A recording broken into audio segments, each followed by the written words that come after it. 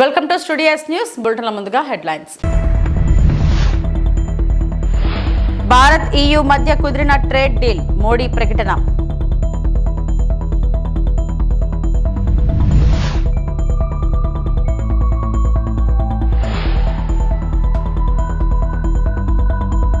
తెలంగాణ ప్రజాభవన్లో బట్టితో ముగ్గురు మంత్రుల భేటీ.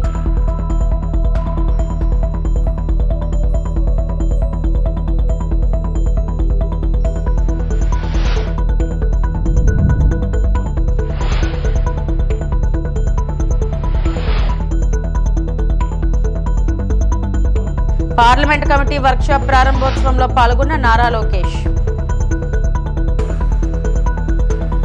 భారత్ ఐరోపా సమాఖ్య EU మధ్య స్వేచ్ఛ వాణిజ్య ఒప్పందం కుదిరినట్లు ప్రధాని నరేంద్ర మోడీ వెల్లడించారు. నిన్న భారత్ EU మధ్య FTA కుదిరింది. ప్రపంచవ్యాప్తంగా ప్రజలు దీనిని మదర్ ఆఫ్ ఆల్ డీల్ గా చర్చించుకుంటున్నారు అని పేర్కొన్నారు. మంగళవారం గోవాలో ఇండియా ఎనర్జీ వీక్ 2026ను వర్చువల్ గా ప్రారంభించిన సందర్భంగా ట్రేడ్ డీల్ గురించి మాట్లాడారు. ఈ ఒప్పందంతో భారత్ ఐరోపా ప్రజలకు అద్భుతమైన అవకాశాలను అందిస్తుంది. ప్రపంచంలోనే పెద్ద ఆర్థిక వ్యవస్థల మధ్య సమన్వయానికి నిదర్శనం. ప్రపంచ జీడీపీలో ఇండియా EU ఉమ్మడి వాటా 25%. ప్రపంచ వాణిజ్యంలో ఇది 3వ వంతుకు సమానం. ఈ డీల్ ఇరు వర్గాల మధ్య వాణిజ్యాన్ని పెంపొందించడమే కాకుండా ప్రజాస్వామ్యం, చట్టబద్ధ పాలనమైన మన నిబద్ధతలను బలోపేతం చేస్తుందని మోడీ వెల్లడించారు. ఈ ప్రకటన అనంతరం హైదరాబాద్ హౌస్లో మోడీ, యూరోపియన్ కౌన్సిల్ అధ్యక్షుడు ఆంటోనియా కోసా, ఐరోపా కమిషన్ అధ్యక్షురాలు ఉర్సులా వార్డెన్ లేయన్ సమావేశమయ్యారు. వారు ఇండియా EU శిఖరాగ్ర సదస్సులో పాల్గొన్నారు. मैं एक बड़े डेवलपमेंट की चर्चा करना चाहूंगा. कल ही भारत और यूरोपियन यूनियन के बीच एक बहुत बड़ा एग्रीमेंट हुआ है. दुनिया में लोग इसकी चर्चा मदर ऑफ ऑल डील्स के रूप में कर रहे हैं. ये समझौता भारत के 140 करोड़ लोगों और यूरोपीय देशों के करोड़ों लोगों के लिए बहुत बड़े अवसर लेकर आया है. ये दुनिया की दो बड़ी इकोनॉमीज के बीच तालमेल का एक शानदार उदाहरण बना है. ये समझौता ग्लोबल जीडीपी के करीब 25% और ग्लोबल ट्रेड के करीब 1/3 हिस्से को रिप्रेजेंट करता है. ये समझौता ट्रेड के साथ साथ डेमोक्रेसी और रूल ऑफ लॉ के प्रति हमारे शेयर्ड कमिटमेंट को भी सशक्त करता है. साथियों, EU के साथ हुआ ये फ्री ट्रेड एग्रीमेंट ब्रिटेन और एप्टा समझौतों को भी कॉम्प्लीमेंट करेगा. इससे ट्रेड और ग्लोबल सप्लाई चेन दोनों को मजबूती मिलेगी. मैं भारत के नौजवानों को, सभी देशवासियों को इसके लिए बहुत बहुत बधाई देता हूं. मैं textile, James and jewellery, leather and shoes ऐसे हर सेक्टर से जुड़े साथियों को भी बधाई देता हूं. ये समझौता आपके लिए बहुत सहायक सिद्ध होगा. साथियों, इस ट्रेड डील से भारत में मैन्युफैक्चरिंग को तो बल मिलेगा ही, साथ ही सर्विसेज से जुड़े सेक्टर का भी और अधिक विस्तार होगा. ये फ्री ट्रेड एग्रीमेंट दुनिया के हर बिजनेस, हर इन्वेस्टर के लिए भारत पर कॉन्फिडेंस को और मजबूत करेगा. साथियों, भारत आज हर सेक्टर में ग्लोबल पार्टनरशिप पर बहुत अधिक काम कर रहा है. मैं अगर एनर्जी सेक्टर की ही चर्चा करूं तो यहां एनर्जी वैल्यू चेन से जुड़े हुए अलग अलग क्षेत्रों में निवेश की बहुत संभावनाएं हैं. పార్లమెంట్ కమిటీ వర్క్షాప్ ప్రారంభోత్సవ కార్యక్రమంలో జాతీయ ప్రధాన కార్యదర్శి నారా లోకేష్ పాల్గొన్నారు. ఈ సందర్భంగా ఆయన మాట్లాడుతూ ప్రజా సమస్యలపై లోతైన చర్చలు జరిపి సమర్థవంతమైన విధానాలు రూపొందించాల్సిన అవసరం ఉందని అన్నారు. వర్క్షాప్ ద్వారా సభ్యులకు అవగాహన పెరిగి పార్లమెంటరీ వ్యవస్థ మరింత బలోపేతం అవుతుందని ఆయన పేర్కొన్నారు. వేదిక ముందున్న పెద్దలందరూ తెలుసు, పాలిట్ బ్యూరో సభ్యులు ఉన్నారు. అనేక సార్లు పాలిట్ బ్యూరోలో కూడా పార్టీలో సంస్కరణలు తీసుకురావాలని నేను మాడటం కూడా జరిగింది. ప్రతి పార్టీ పదవికి టర్మ్ లిమిట్ ఉండాలని నేను ప్రతిపాదిస్తాం కూడా జరిగింది. అది నాకు కూడా వర్తిస్తుంది. అందరికీ టర్మ్ లిమిట్ ఉండాలి. ఒక వ్యక్తి ఒకే పదవిలో 2 టర్మ్ల కన్నా ఎక్కువ ఉండకూడదు. అతను ప్రమోట్ అవ్వాలి. సామాన్య గ్రామ పార్టీ అధ్యక్షుడు ఎందుకు పాలిట్ బ్యూరో వరకు రాకూడదని నేను పాలిట్ బ్యూరోలో కూడా మారటం జరిగింది. ఇది మన పార్టీ, ఇది మన కుటుంబం. మనం అనుకున్న అన్నీ ఒకే రోజు అవ్వవు. మీరందరూ అనుకోవచ్చు లోకేష్ అనుకుంటే ఎంతసేపు అయిపోతుంది కదా అని. నేను పోరాడా. జిల్లా పార్టీ కమిటీ నుంచి పార్లమెంట్ పార్టీ కమిటీ తీసుకొచ్చేదానికి నాకు 18 నెలలు పోరాటం పట్టింది. 18 నెలలు పోరాడా. పాలిట్ బ్యూరోలో పోరాడా. ఒక్కసారి తిరస్కరించారు, మళ్ళీ వెళ్ళా, మళ్ళీ అడిగా. ఇది మీ అందరికి ఎందుకు చెప్తున్నానంటే కొంతమంది నాకు చెప్తున్నారు, అన్నా ఇది అనుకున్నాయి చెప్పాను పని అవ్వలేదని. నమ్మకం దానికోసం 1 కాదు 2 కాదు 100 సార్లైనా మనందరం కలిసికట్టుగా పోరాడాలి. ఇది మన పార్టీ, ఇది మన కుటుంబం. మొన్న జరిగిన మహానాడులో చాలా స్పష్టంగా 6 శాసనాలకి మనం తీర్మానం చేశాం. దాంట్లో మొదటి శాసనం కార్యకర్తలే అధినేత. మళ్ళీ రిపీట్ చేస్తున్నా, కార్యకర్తలే. ఇది నేను ఎందుకు చెప్తున్నానంటే ఒక కార్యకర్త వస్తే గౌరవంగా పలకరించాలి, మాట్లాడాలి, సమస్యలు తెలుసుకోవాలి. అన్ని సమస్యలు మనం పరిష్కరించగలుగుతామని నేను చెప్పట్లేదు. మనం అనుకున్న అన్ని కోరికలు దేవుడు కూడా తీర్చలేడు కదబ్బా. మనం దేవుళ్ళు కాదు, మన మనుషులమే. కానీ ఆప్యాయంగా పలకరించాలి. ఆఫీస్కి వచ్చిన 2 నిమిషాలు కూర్చోబెట్టాలి, మాట్లాడాలి, గౌరవించాలి. తెలంగాణ ఉప ముఖ్యమంత్రి బట్టి విక్రమార్కతో 3 మంత్రులు ఉత్తమ్ కుమార్ రెడ్డి, శ్రీధర్ బాబు, అడ్లూరి లక్ష్మణ్ సోమవారం రాత్రి ప్రజాభవన్ లో భేటీ అయ్యారు. లోక్ భవన్ లో గవర్నర్ నిర్వహించిన ఎట్ హోమ్ కార్యక్రమంలో పాల్గొన్న అనంతరం 4 నేరుగా ప్రజాభవన్ కు వెళ్లారు. అక్కడ కొంతసేపు రాష్ట్ర రాజకీయాలు, మున్సిపాలిటీ ఎన్నికలపై చర్చించినట్లు తెలుస్తుంది. అంతకుముందు సోమవారం మధ్యాహ్నం జగిత్యాల మాజీ ఎమ్మెల్యే జీవన్ రెడ్డి మంత్రి ఉత్తమ్ నివాసానికి వెళ్లి ఆయనతో కొద్దిసేపు ముచ్చటించారు. నిజామాబాద్ లోక్సభ నియోజకవర్గానికి మున్సిపల్ ఎన్నికల పార్టీ ఇన్ఛార్జిగా ఉన్న ఉత్తమ్తో ఆయన చర్చించారు. జగిత్యాల కూడా ఈ లోక్సభ పరిధిలోనే ఉన్నందున జీవన్ రెడ్డి తన అభిప్రాయాలు చెప్పినట్లు సమాచారం. విద్య, వైద్యానికి సంబంధించి కూడా పెద్ద ఎత్తున దృష్టి సారించి ఈరోజు ఈ రాష్ట్ర ప్రభుత్వం ముందుకు పోతా ఉంది. దయచేసి ఈ రాష్ట్రంలో ఉన్నటువంటి మున్సిపాలిటీస్లో ఉన్న ప్రజలందరికీ నేను విజ్ఞప్తి చేస్తూ ఉన్నాను. మొదలుపెట్టినటువంటి ఈ సంక్షేమ అభివృద్ధి కార్యక్రమాలు ముందుకు తీసుకొని పోవటం కోసం పెద్ద ఎత్తున మీరు ఈ ప్రభుత్వాన్ని ఆశీర్వదించి కాంగ్రెస్ పార్టీ పెద్ద ఎత్తున ఓట్లేసి అభ్యర్థులు గెలిపించవలసిందిగా విజ్ఞప్తి చేస్తూ ఉన్నాను. నగరాల్లో భవిష్యత్తులో మీ అందరికీ తెలిసిందే, రాష్ట్రం నగరాల అభివృద్ధి దిశగా ప్రయాణం చేస్తూ ఉంది. అందుకే మీరు ఈ రాష్ట్రాన్ని ఒక ప్రణాళికాబద్ధంగా అభివృద్ధి చేయటం కోసం, ముఖ్యంగా నగర రాజ్యంగా మారుతున్నటువంటి అర్బనైజేషన్ పెద్ద ఎత్తున పెరుగుతున్నటువంటి ఈ రాష్ట్రంలో మున్సిపాలిటీస్లో ఉన్నటువంటి పరిస్థితులకి ఉద్యోగ అవకాశాలు, ఉపాధి అవకాశాలు వస్తేనే పెద్ద ఎత్తున వాళ్ళకి ఉపయోగం ఉంటుందనే ఆలోచనతో రాష్ట్ర ప్రభుత్వం కోర్, ప్యూర్, రేర్ అని 3 దశలుగా విభజించి, ప్యూర్ అంటే పెరీ అర్బన్ రీజన్ ఎకానమీ, అంటే ఈ మున్సిపాలిటీస్ అన్నింటిలో ఉండేటువంటి ఆ పరిసర ప్రాంతాల్లో అనేక క్లస్టర్స్ తయారు చేసి పరిశ్రమలన్నింటిని కూడా ఏర్పాటు చేసి హైదరాబాద్ నగరం కాకుండా బయట మిగతా ప్రాంతాల్లో కూడా అభివృద్ధిని విస్తరింపజేయడం కోసం ఈ వ్యవస్థని, ప్రణాళికని ప్రకటించాం.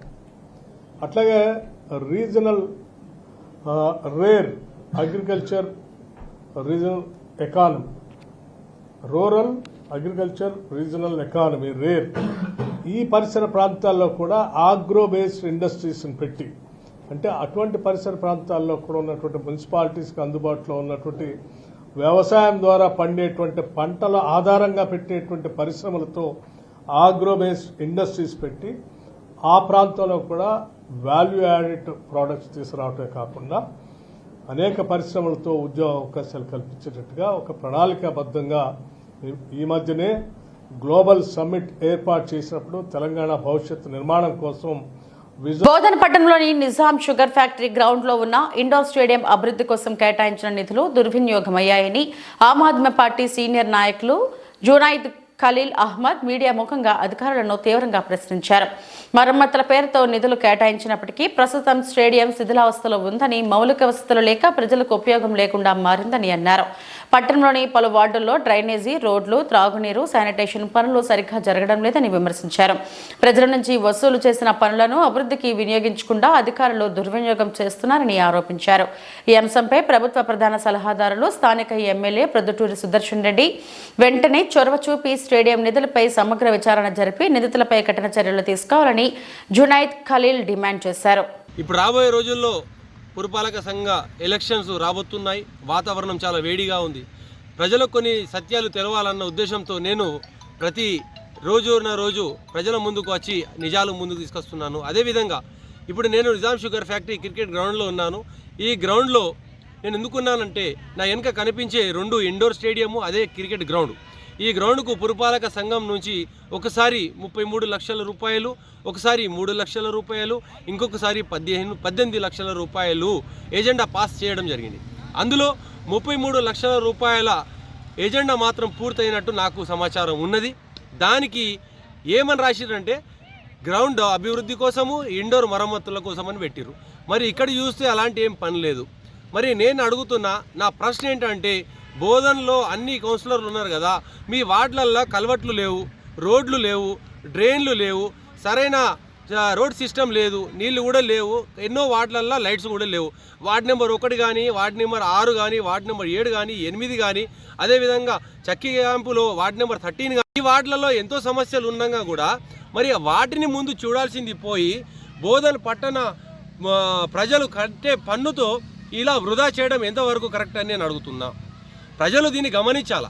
మీరు కష్టపడి సంపాదించి పురపాలక సంఘానికి ట్యాక్స్ ఇవ్వకుంటే మీ ఇంటి ముంగట గుంపులు వచ్చి ట్యాక్స్ కట్టని గేటుని ఇట్లా కొట్టి లేపి ట్యాక్స్ కట్టాలా అని అంటారు. మరి కట్టిన ట్యాక్స్కు దుర్వినియోగం చేస్తున్నారు. మరి వీటి అరికట్టడానికి కౌన్సిలర్లు లేచి మాట్లాడాలి ప్రజల తరపున. అపోజిషన్ వాళ్ళు మాట్లాడతలేరు, రూలింగ్ వాళ్ళు చేస్తలేరు. అక్కడ ఏంటంటే ఎవరు పెద్దనో వాళ్ళు పెద్ద, వాళ్ళు ఎట్లా చెప్తే అట్లా మేమేం చెప్పం. బయటికి వచ్చి ఏం చెప్తారంటే ఫండ్ లేదు. మరి ఫండును ఇట్లా దుర్వినియోగం చేస్తే ఏడికెళ్ళి వస్తుంది ఫండు? నా వెనక కనిపించే జాలి కూడా ఆ డిఎస్పీ ఆఫీస్ దగ్గర నర్సరీకి పెట్టిన జాలి, క్రికెట్ ఆడే పిల్లగాళ్ళంతా ఆడకెళ్ళి తీసుకొచ్చి ఇక్కడ పెట్టుకున్నారు. నేను వీటిపై ఎంక్వైరీ చేయాలని హైదరాబాద్కి వెళ్ళి కంప్లైంట్ ఇస్తే నా మీద జూటా కేసులు పెట్టిరు మున్సిపల్ ఆఫీసర్. ఆ జాలీలు ఎందుకు పెట్టిరు అక్కడికి వెళ్ళి తీసుకొచ్చా అంటే వాళ్ళు ఎంబీ రికార్డులో రాసుకున్నారేమో. ఎంక్వైరీ జరగాలి కదా. మరి ఈ 33 లక్షల ఏం పని జరిగింది, ఆ ఫండ్ ఎటుపోయింది, అది ఎంక్వైరీ జరగాలి కదా. ప్రజలు కష్టపడి ఇబ్బందులు పడుతున్నారు, లక్షల కోట్ల రూపాయలు ఖర్చు పెట్టి ఇండ్లు కట్టుకుంటున్నారు. వాళ్ళ ఇంటి ముంగట రోడ్డు లేదు, డ్రైన్ లేదు. మరి ఆ డ్రైన్ రోడ్డు కట్టాల్సింది పోయి క్రికెట్ గ్రౌండ్కి దానికని లక్షల కోట్ల రూపాయలు ఖర్చు పెట్టడం ఎంతవరకు కరెక్టు? అందుకోసమే బోధన పట్టణ ప్రజలు దయచేసి నిజాయితీ పరులని, మంచోళ్ళని ఎన్నుకోండి. వాళ్ళు కౌన్సిల్కి వచ్చి ప్రజల తరపున మాట్లాడాలా, ప్రజలు కట్టే పన్నును దుర్వినియోగం కాకుండా చూడాలా, కరప్షన్ ఫ్రీగా అభివృద్ధిగా మాట్లాడాలా. లేకపోతే బోధన మన అభివృద్ధి కాకపోతే మనం రేపు ఎటుపోదాం? రేపు మా పిల్లలు ఎటుపోవాలా, వాళ్ళ భవిష్యత్తు ఎటుపోవాలా? ఎందుకు పురపాలక సంఘం అనేది ఒక గుండెకాయ, అది బాగుంటేనే బోధన పట్టణం మొత్తం బాగుంటుంది. దయచేసి దీన్ని గమనించి రాబోయే ఎన్నికల్లో మంచోళ్ళని ఎన్నుకోండి. పార్టీలు ఏవైనా మీ ఇష్టం, కానీ ఒక మంచి నాయకుడిని ఎన్నుకోండి, ఒక క్లీన్ నాయకుడిని ఎన్నుకోండి, కరప్షన్ ఫ్రీ నాయకుడిని ఎన్నుకోండి. మనం అన్నం వండేటప్పుడు ఒక మెతుకొని చూస్తే తెలిసిపోతుంది ఎవరెంత ఉన్నారో, ఎవరెంత నీళ్ళు ఉన్నారో.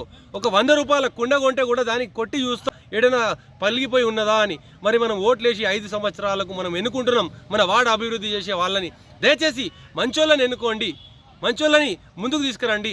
చదువుకున్న మంచి నాయకులను ముందు తీసుకొస్తే మన పిల్లల భవిష్యత్తు బాగుపడుతుందని ఈ సందర్భంగా మీడియా ద్వారా తెలియజేస్తున్నాను. ఎమ్మెల్యే సుదర్శన్ రెడ్డి గారు, నేను ఎత్తుతున్న సమస్యలపై మీకు దమ్ముంటే, మీరు వాకే క్లీన్ కాలర్ అయితే మీరు వెంటనే ఎంక్వైరీ పెట్టించండి. నేను పెట్టిన కేసు మీద నేను సిడిఎంఏ గారికి ఈఎన్సీలో కూడా కంప్లైంట్ ఇచ్చొచ్చిన. ఆర్డీ వరంగల్ వచ్చి ఎంక్వైరీ చేసి పేరు. మరి దానికి వెంటనే విజిలెన్స్ ఎంక్వైరీ పెట్టండి. నేను అప్పుడే మీరు నిజాయితీ పరులు, ప్రజల కోసం మీరు నిజాలు నిలబడతారని నేను అప్పుడు నమ్ముతాను. అప్పటి వరకు నేను నమ్మను. నేను ఎన్నైతే ఎలిగేషన్లు పెడుతున్నానో అందులో నేను తప్పు తేలితే మీరు నన్ను ఎక్కడ పడితే అక్కడ ఉరి తీయండి. అదే అక్కడ కరప్షన్ జరిగిందంటే మీరు వెంటనే వాళ్ళపై చర్యలు తీసుకుంటారని కూడా మీరు సమాధానం ఇవ్వండి. 1-2లో తెలుసుకుందాం. నేను నిలబడి సాక్ష్యాలతో మీ దగ్గరకు వస్తాను. అప్పుడు మీరేం చెప్తారు? నేను అప్పుడే చెప్తాను. లేకుంటే నేను తప్పుంటే నన్ను ఉరిదీయండి, లేదా చర్యలు తీసుకోండి. ప్రజల డబ్బును దుర్వినియోగం కాకుండా కాపాడాలని మా ఎమ్మెల్యే సుదర్శన్ రెడ్డి గారిని నేను ఈ సందర్భంగా కోరుకుంటున్నాను. జై హింద్, జై ఆమ్ ఆద్మీ. బంజారాల ఆరాధ్య దైవం సేవలాల్ మహారాజ్ జయంతి ఉత్సవాలను పురస్కరించుకొని అనంతపురం నగరంలో శాంతి సద్భావన రథయాత్ర అట్టహాసంగా ప్రారంభించారు. అనంతరం నగరంలోని ఆర్ట్స్ కళాశాల ఎదుట ఉన్న మైదానం నుండి సద్భావన రథయాత్రను టవర్ క్లాక్ సప్తగిరి సర్కిల్ మీదుగా నాయక్ నగర్ వరకు నిర్వహించారు. దేశం నలుమూలలా ఉన్న బంజారా సంఘం నాయకులు, పిల్లలు, పెద్దలు, మహిళలు పెద్ద ఎత్తున తరలివచ్చారు. ఫిబ్రవరి 13, 14, 15 తేదీలలో గుత్తి నియోజకవర్గంలోని సేవాగఢ్ బంజారాల ఆరాధ దైవం సేవలాల్ మహారాజ్ జయంతిని పురస్కరించుకుని దేశం నలుమూలలను బంజారాలను ఒక్క తాటిపైకి తెచ్చేందుకు సద్భావన రథయాత్ర నిర్వహిస్తున్నట్లు బంజారాల నాయకులు తెలిపారు. ఆర్ట్స్ కళాశాల మైదానంలో శాంతి హోమం నిర్వహించి అక్కడి నుండి బంజారాల సంస్కృతికి ప్రతిబింబమైన ఆచారాలతో, నృత్యాలతో, కళా సాంప్రదాయాలతో నిర్వహించి సద్భావన రథయాత్ర విశేషంగా ఆకట్టుకుంది. నా పేరు Chakri Nayak, state president all India Banjara Seva Sangh.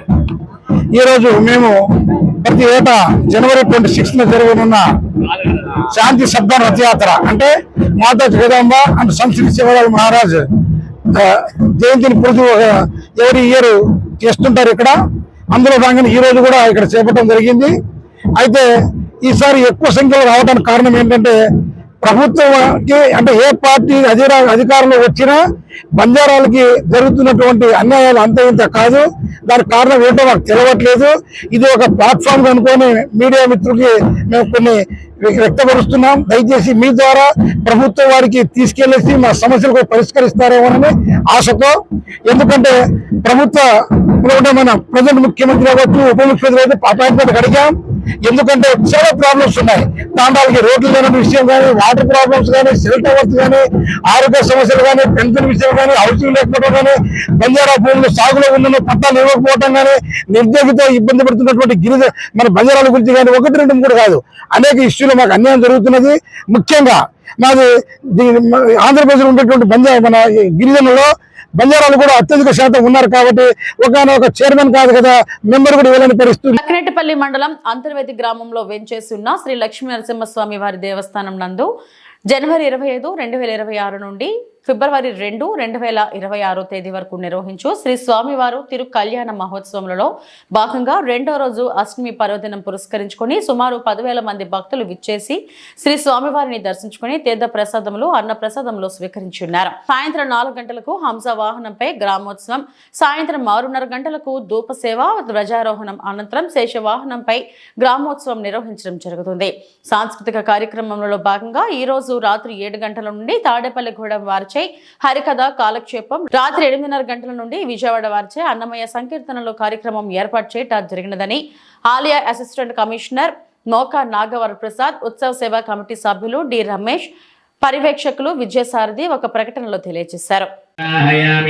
సూర్యమవాహయామి చంద్రమవాహయామి తన్మూలే బ్రహ్మాండమవాహయామి ఇంద్రమవాహయామి విష్ణుమవాహయామి అగ్రే యశ్యమ వాసుకమవాహయామి సూత్రే శేషమవాహయామి తస్య ఖరే శంభోం సుదర్శనమవాహయామి ఇంద్రమవాహయామి అగ్నిమవాహయామి యమమవాహయామి నిరుతమవాహయామి.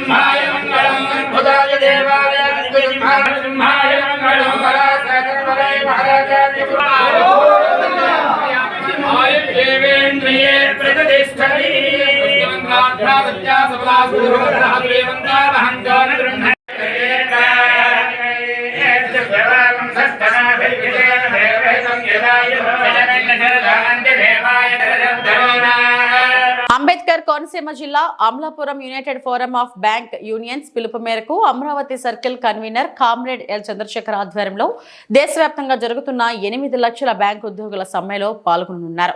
దీనిలో భాగంగా అన్ని ప్రభుత్వ రంగ బ్యాంకులు వారి యూనియన్ సంఘములు ఆధ్వర్యంలో బ్యాంకు ఉద్యోగుల సమస్యలను పరిష్కరించాలని డిమాండ్ చేస్తూ ర్యాలీ నిరసన కార్యక్రమం నిర్వహించారు. ప్రధాన డిమాండ్ వారానికి 5 రోజుల పనిదినాలు అంటూ ఉద్యోగులు స్లోగన్స్, బ్యానర్లు, ప్లకార్డులతో నిరసన వ్యక్తం చేశారు. సార్, నా పేరు శ్రీనివాసరావు. నేను Konaseema bank employees coordination committee secretary Konaseema. Sir, ఈరోజు ఈఎఫ్బియు పిలుపు మేరకు 5 డే బ్యాంకింగ్ డిమాండ్స్తో మేము స్ట్రైక్ చేయడం జరుగుతుందండి.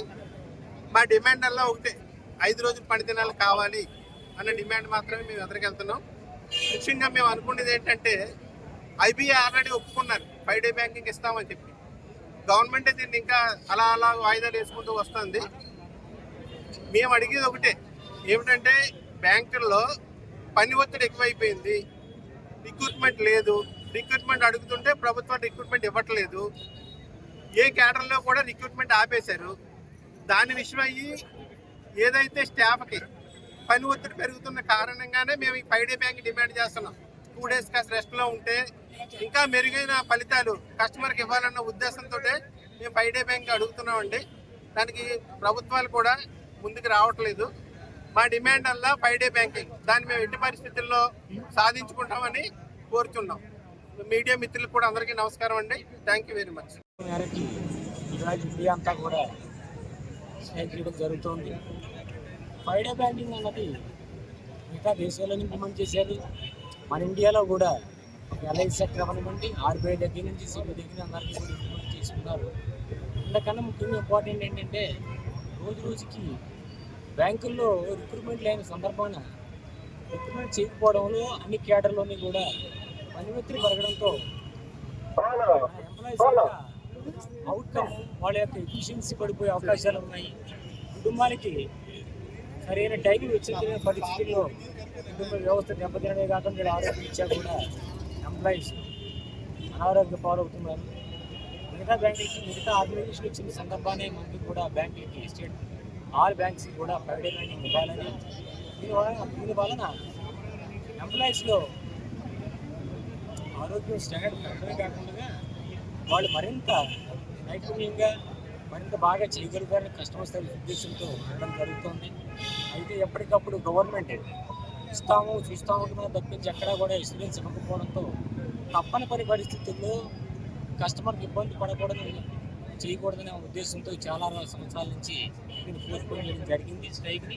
కానీ తప్పనిపడి చేయడం జరుగుతుంది.